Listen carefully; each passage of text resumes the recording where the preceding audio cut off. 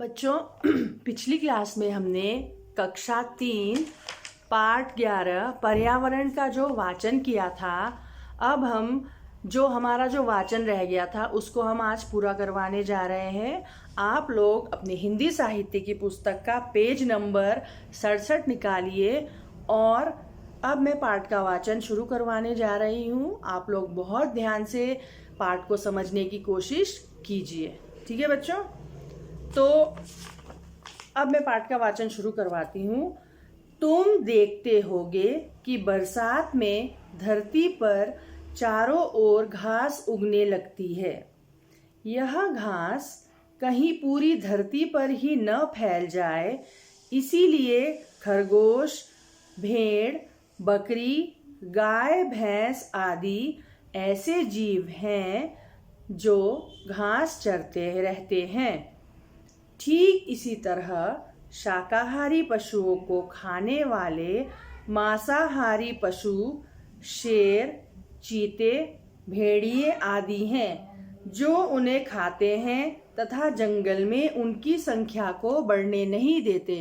मनुष्य शाकाहारी और मांसाहारी दोनों में आता है। वह साग सब्जी, फल, दूध, मांस, मछली, अंडा सभी कुछ खाकर उन्हें ज्यादा बढ़ने नहीं देता। इस प्रकार हमारी धरती पर संतुलन बना रहता है। तो बच्चों, हमने देखा कि जब बारिश होती है तो चारों तरफ बहुत घास फूस उग जाते हैं, बहुत हरियाली हो जाती है। और यह यदि इसी तरह से धरती पर घास फूस उगती रही तो पूरी धरती पर चारों ओर घास ही घास हो जाएगी। और ये सब न हो इसके लिए प्रकृति ने खरगोश, भेड़, बकरी, गाय, भैंस जैसे जीवों को बनाया जो इन घास को चरते हैं। वैसे ही शाकाहारी पशुओं को खाने वाले मांसाहारी पशु, शाकाहारी वह होते हैं जो केवल घास खाते हैं और मांसाहारी जो दूसरों के मांस को खाते हैं। तो जिस तरह मांसाहारी पशु जो होते हैं जैसे शेर, चीता, भेड़िया आदि, ये क्या करते हैं, शाकाहारी पशुओं को खाते हैं और उन्हें उनकी जो संख्या है वह जंगल में बढ़ने नहीं देते हैं। ये एक धरती का नियम है, धरती के संतुलन को बनाए रखने के लिए। एक मनुष्य ऐसा प्राणी है जो शाकाहारी और मांसाहारी दोनों में आता है।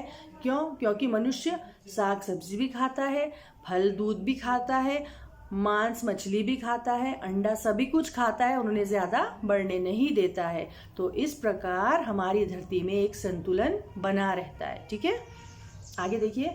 यह सुनकर मयंक और विनय काफी खुश हुए और बोले, पर्यावरण भैया, आजकल जगह जगह नए शहर बस रहे हैं।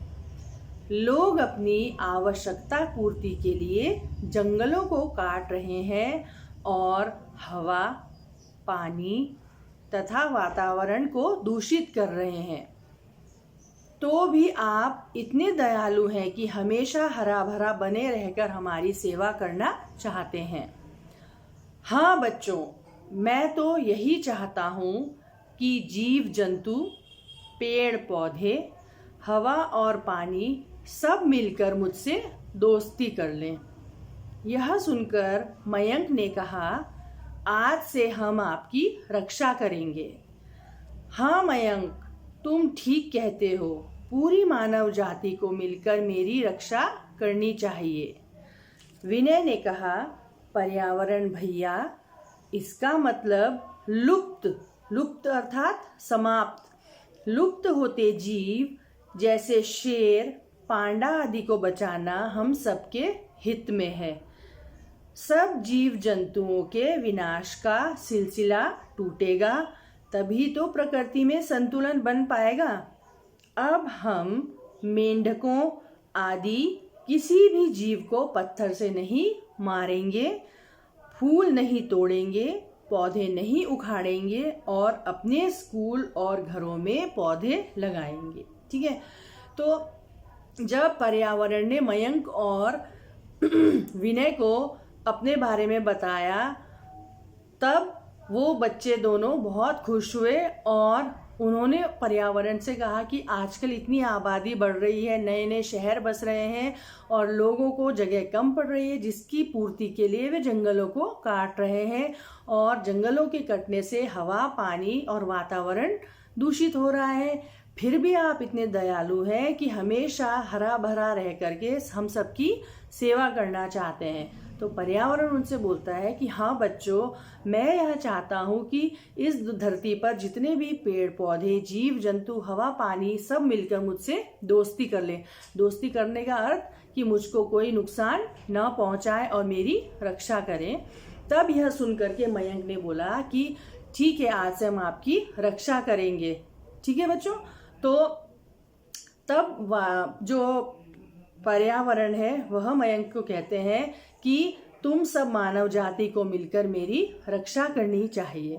तब विनय कहता है कि पर्यावरण भैया, इसका मतलब यह हुआ कि जो भी जानवर समाप्त होने की स्थिति में है, जैसे शेर है, पांडा है, उन सबको बचाना हमारा कर्तव्य है। और जीव जंतुओं के विनाश का जो सिलसिला है वह अगर टूटा तभी तो धरती में संतुलन बनेगा। और अब आज के बाद हम यह प्रतिज्ञा करते हैं कि हम मेंढक आदि किसी भी जीव को पत्थर से नहीं मारेंगे, कोई फूल पौधे नहीं उखाड़ेंगे और अपने स्कूल और घरों में खूब सारे पेड़ लगाएंगे। ठीक है बच्चों। तो आज का इस पाठ का वाचन हमने पूरा किया और इसी से संबंधित आपको गृह कार्य दिया जाएगा, जो आप बहुत साफ, स्पष्ट और सुंदर तरीके से करके मुझे भेजिएगा। और प्रत्येक बच्चा एक प्रश्न सुलेख अवश्य करेगा जिसके अंक आपको मिलने हैं। ठीक है। तो जो भी इंस्ट्रक्शंस आपको दिए जाते हैं उसको फॉलो कीजिए और अपने काम को बहुत ध्यान से समय पर पूरा करके मुझे भेजिएगा। मिलते हैं अब अगली क्लास में।